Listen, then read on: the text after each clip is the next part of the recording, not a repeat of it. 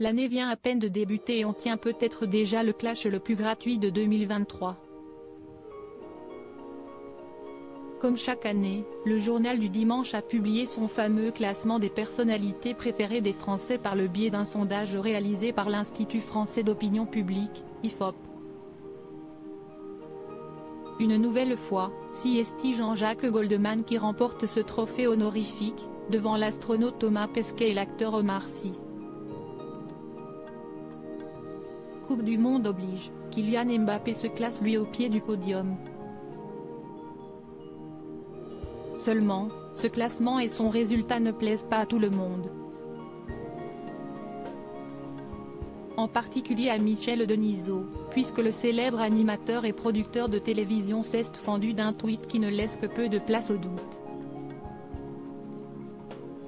Si tu ne dis rien tu peux devenir personnalité préférée des Français qui pensent que tu penses comme eux, a écrit l'ancien président du Paris Saint-Germain sur Twitter, avant de supprimer son post quelques heures plus tard, comme le relate le magazine Voici. Il faut bien reconnaître que, bien que cette pique semble un peu facile au premier abord, le point de vue de Michel Denisot est largement argumentable.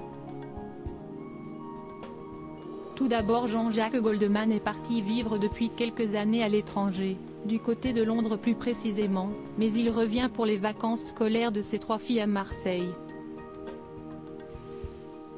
Le mystère Goldman, mais surtout, le chanteur de 71 ans, qui est sûrement l'un des le plus grands hitmakers de l'histoire de la chanson française, est connu pour la retraite médiatique qu'il a entamée au fil des ans.